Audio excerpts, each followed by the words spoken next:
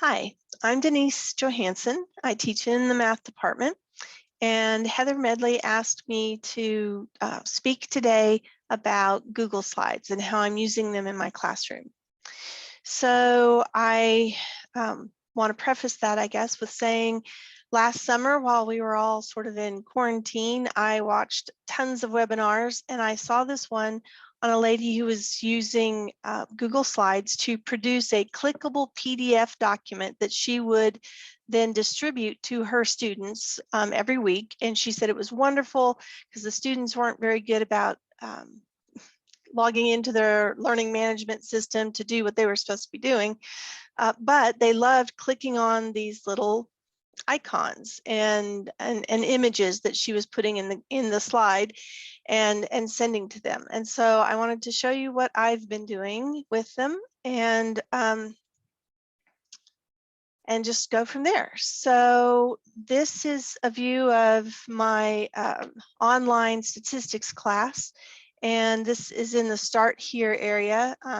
There's my welcome video, which I don't know how to make it stay on a picture of me, but there it is. Anyway, here's my Google slide. So this is on the, like I said, it's in the getting started area. But what I love about these things is you can have all of this information embedded kind of in one spot. And so from here, I have, if I click on that MSL, that's my stat lab tour. And so that's me walking around doing a Zoom video. And if I guess if I push play, there, yeah, that's enough of that. But so that's going to be a tour of me walking them through my stat lab and what that looks like. And here is their Blackboard tour and what that's going to look like. Walking them through the Blackboard tour. Then here's a link to their calendar, and so that pops up the PDF form for their calendar, their due dates and things. And I always do that in a new window so they can still, one tab back is still, here's where they came from. And so that's their calendar. Here's the syllabus over here. So that's that. Here's how to get registered for my stat lab. So that's handy.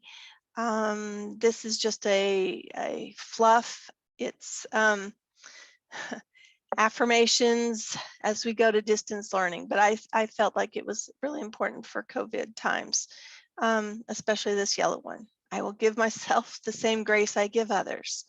So try to remember that for me and for my students. Here's a form that I asked them to fill out. This is for my online class, and so I need to know how they're going to be taking their exams. And so there's a link to that form.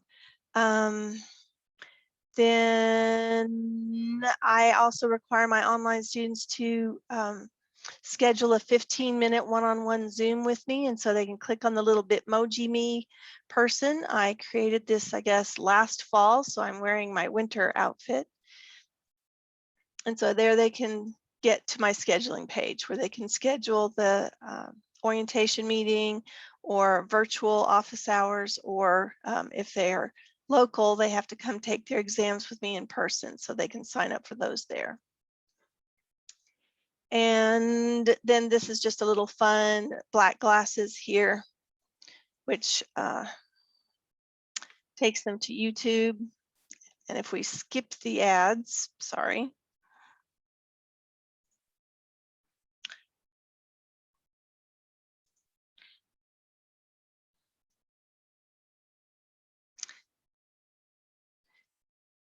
So just a little fun thing. And it's not very fun because I don't have a ton of imagination personally. So I would like each of my classes to have something different fun, but they don't. They're all the same.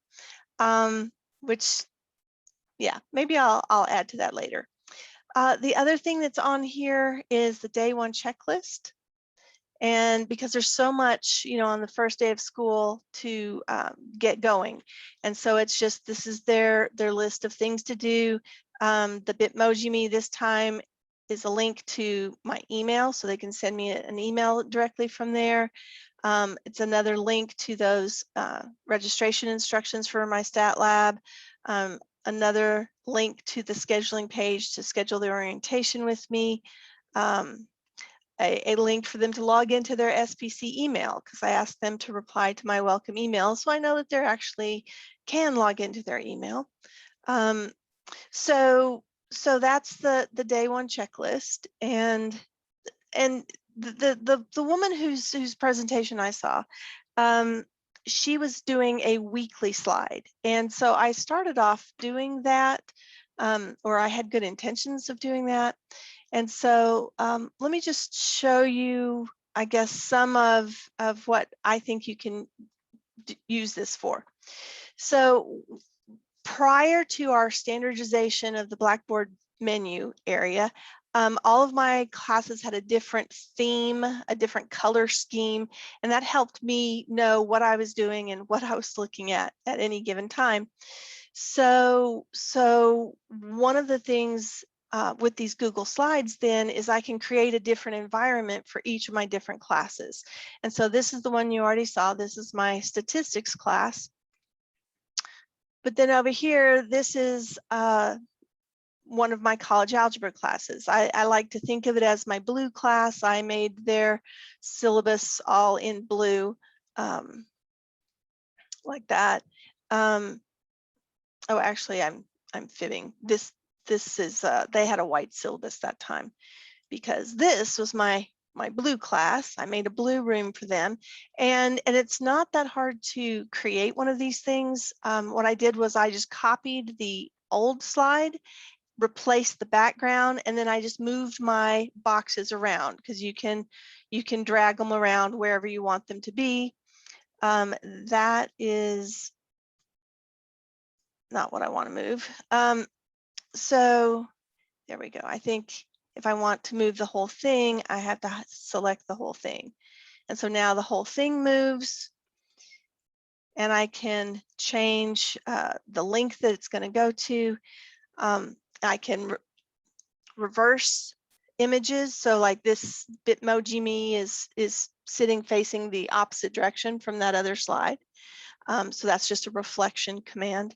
And so it's really not that hard to get started. I attended that one webinar from the woman where I got this idea. And after that, I think I watched, maybe I went and Googled on YouTube and found an elementary school teacher who did a great tutorial, because I think the public school teachers have been doing this, obviously, longer than we have. They're more fun.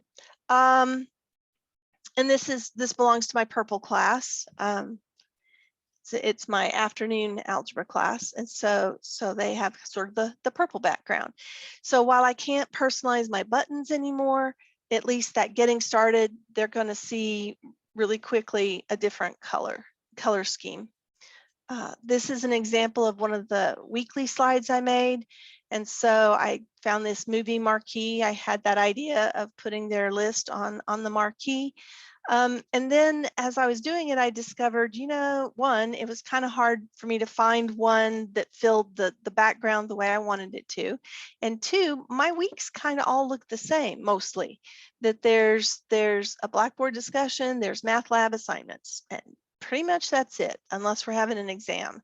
So I canned that idea. I don't do a weekly slide, but that's an idea. And I'm a kind of a perfectionist type person, and I want that background to look really nice. But you could also, the woman whose presentation I saw, she had stapled a couple pictures together. She had a picture she had taken on vacation, and so it was more of a vertical picture, and then she just put a second picture next to it, or a colored background next to it. And so, I mean, it doesn't have to be, schmancy. It really doesn't.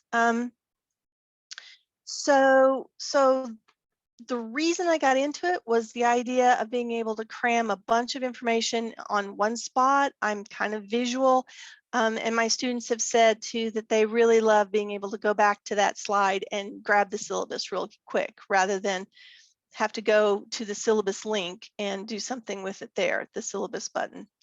Another reason I think for me to do them anyway, math is, I don't know how you feel about it, but math is intimidating to some people. And so I think having these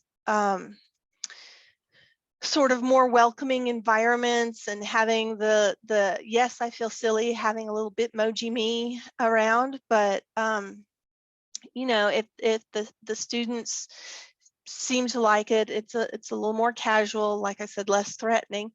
But the main thing was getting all that information in that one spot. So now I want to show you kind of the one I'm really proud of. This one was for my online class. Let me back out and go to my co-requisite class. In the co-requisite class, like I said, it had a white syllabus, so it has sort of the white version of the background. But under their course resources, I have this card catalog slide, and on this, I'm just adding to it as I go, and that's pretty easy to do. But you can see my cursor turns to a little hand. Each one of these is a class day where, as I was doing their lecture or in-class discussion, we were working problems on the virtual whiteboard. And so I was able to save those slides, and so they can click on that card catalog, and there's the class examples we did for the day. And so it's easy for them if they've looked at their syllabus, they know what day they missed, then they know what the topic is. And so then this was factoring the difference of two squares and special products and things. So anyway, so that's a great place. Now this co-rec class meets 4 days a week, and so I'm going to run out of spaces before I run out of semester, but I can add another copy of that image and just keep going. Or I can find a different picture that might be even more fun. So another thing I wanted to say about is by embedding the slide in here, and so I'm not doing it as a clickable PDF, I'm actually doing it as an embedded Google slide. You can see I have a link there on the 6th. I do not on the 7th. And so I wanted to show you how easy that is to do. So if I go back to my, so this is the original of that slide. It's here at in Google Drive, Google Docs. You have to have a Google account, and so they're on the 7th, and I'm going to go to my OneDrive, hopefully OneDrive and SPC, and this is my co-rec class, and here's the oh, sorry, I'm not at the top of the page. There I am. All right, so here's the Starboard notes for the 7th. And so I right click on that to share. And that's going to give me the share code. I'm going to copy the link. And then I'm going to go back to my slide. I'm going to, excuse me, click on the link button here, and then I'm going to paste that share code in there and apply. All right, and so now it has a link, and I can check it. I can click it from here to make sure that that's doing what it's supposed to do. And this was factoring general strategy, so I started that with a flow chart. And so now if you go back to Blackboard, right, remember that's not clickable, that 10.7, not clickable. But now if I reload the page, then now it is. And so it's really easy then to make changes in that one spot on the slide, and then it will populate to the user, I guess. And that may not be a huge time saving for you if every one of your courses is exactly different. But if you've got some courses where you've got similar material where they're all linked to one spot, and then this would populate to all the places where you're using this slide, and without you having to go back to each individual section and update it. So that's another very cool thing. What else? So that how you would create one, if you wanted to do this, is you would go to, again, to your Google Drive, and you just start with this new button, new Google slide. And so it starts off blank. It's very much like doing a PowerPoint. And so if you're familiar with PowerPoint, then you'll be good to go. There's a button there for background, and so I can just choose a color for my background, or I can choose an image. I've been choosing images because I feel like they're more fun, and so I'm going to browse. Oh, it's browsing from my files. I don't want to do that. Google image search, sorry. And then you want to search for whatever works for you. So let's go to the beach.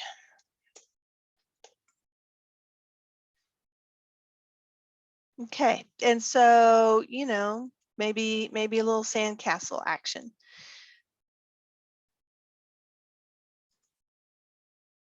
Okay, and I don't really want all this title stuff, so I'm going to delete these things, I think. My computer's a little slow.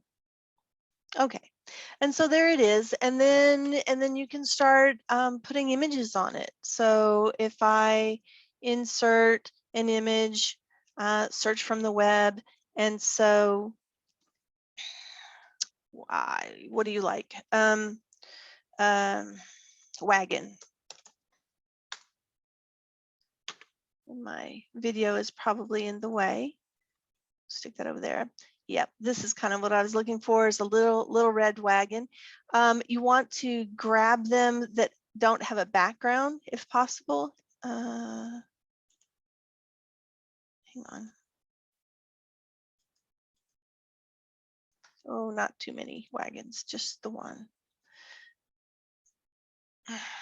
Well, I got the wrong one. That's okay. That's what crazy clicking while you're being recorded will do for you. So, but anyway, so there it is, and then you can make a link out of it. There's a link button. It's very similar to the link options that you have in Blackboard. So there shouldn't be anything that's just, you know, totally strange and unusual. You can also insert a text box. So I can put a text box there. I can type whatever I want, PD, presentation 2021. I can change the size of that in theory.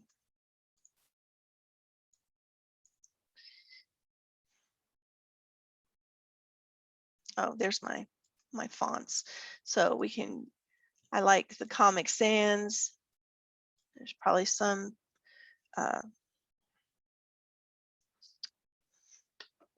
PowerPoint presentation that says, okay, we're over Comic Sans, quit doing it. I still like it. So you can make that bigger. You can change the background, color of it, fill color. Yellow, make it really stand out. We can center it in theory. Align center.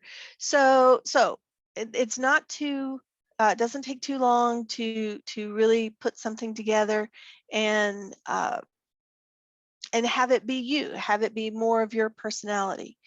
So like I said, I think the reasons for doing it, one is to be able to organize a bunch of information, link a bunch of information in one spot, that visual rather than having to hunt and peck amongst the different folders. So I love that. I love how much you could get onto a single slide. I like that the slide instantly updates when I make an edit in the Google Drive. It immediately updates to wherever I have posted that file. I think I'm also going to create one kind of just syllabus specific, since there are so many policies that are so important. I think maybe a syllabus slide will be in my future, so that it'll have all the college policies and the grading policy and the this and the that in a spot where they can click it and get to those little blurbs, rather than stringing them all out vertically, you know, in that syllabus calendar folder that we have in Blackboard. So those are my reasons. Oh, I forgot to say what you would do with this now. So sorry.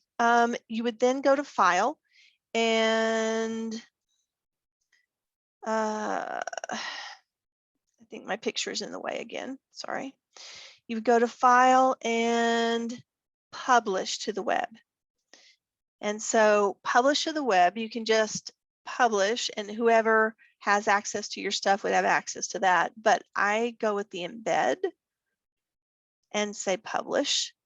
Are you sure? Yes, yes. And there's the embed code. And so when I do Control C to copy that, now I can go back to Blackboard. Probably shouldn't, but I'm going to create an item.